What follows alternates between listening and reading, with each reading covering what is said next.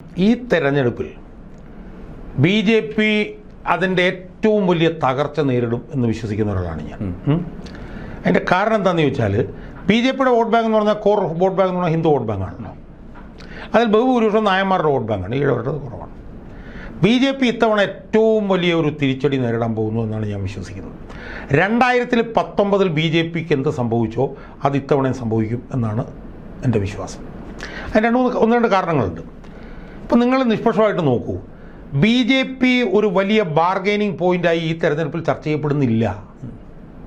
എന്നുവെച്ചാൽ B J P CPM കൂടെ ചേർന്നാൽ UDF തരൂ എന്നൊക്കെ പറഞ്ഞിട്ടുള്ള ചർച്ചകളാണല്ലോ എല്ലാ തെരഞ്ഞെടുപ്പും. അത് ഇത്തവണ ഇല്ല. നിങ്ങൾ ശ്രദ്ധിച്ച് നോക്കൂ. ഇപ്പോൾ 2016 നമ്മൾ നോക്കൂ. 2016 ബി ജെ പി BDJ സഖ്യം ഒരു 10-15 സീറ്റെങ്കിലും നേടുമെന്നാണ് നമ്മൾ വിചാരിച്ചത്. കാരണം BDJs വരുമ്പോൾ ഈ ഈഴവരുടെ കുറേ വോട്ട് BDJ കിട്ടും എന്ന് നമ്മൾ വിചാരിച്ചു. 2019 ബി ജെ പി ഒരു 3 സീറ്റെങ്കിലും നേടും നമ്മൾ വിചാരിച്ചു. യുവതി പ്രവേശം.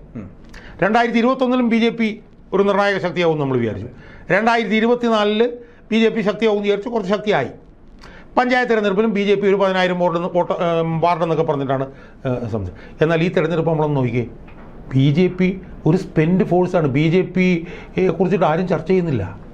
എന്താ അതിൻ്റെ കാരണം എന്നറിയാമോ? അതിൻ്റെ കാരണം എന്ന് പറഞ്ഞു കഴിഞ്ഞാൽ ബി ജെ പിയുടെ കോർ ഹിന്ദു വോട്ട് ബാങ്കിൽ വലിയ ഷിഫ്റ്റ് ഇത്തവണ UDF ഉണ്ടാവും. അതിൻ്റെ കാരണം എന്താണ്? ശബരിമല കൊള്ള. ശബരിമല കൊള്ളയിൽ ഹിന്ദു വോട്ട് ബാങ്ക് യുവതീ പ്രവേശം പോലെ തന്നെ ഖിന്നരാണ്. ശബരിമല കൊള്ള നടത്തിയതിന് CPM-കാരാണ് പങ്കുവഹിച്ചതെന്നും ശബരിമല കൊള്ളയിലെ യഥാർത്ഥ കള്ളന്മാരായിട്ടുള്ള CPM-നെ പിടിക്കാൻ SITക്ക് കഴിഞ്ഞിട്ടില്ലെന്നുള്ള നിലയിൽ വൃണിത ഹൃദയരാണ് ഹിന്ദു ജനവിഭാഗം. കാരണം അവരുടെ ഏറ്റവും വലിയ ആരാധനാലയമാണ് ശബരിമല. ആ ഹിന്ദു ജനവിഭാഗം തന്നെ വിശ്വസിക്കുന്ന എന്താണ്? UDF എന്ന് കഴിഞ്ഞാൽ ശബരിമല കൊള്ളയിലെ കള്ളന്മാരെ പിടിക്കുമെന്നവർ വിശ്വസിക്കുന്നു.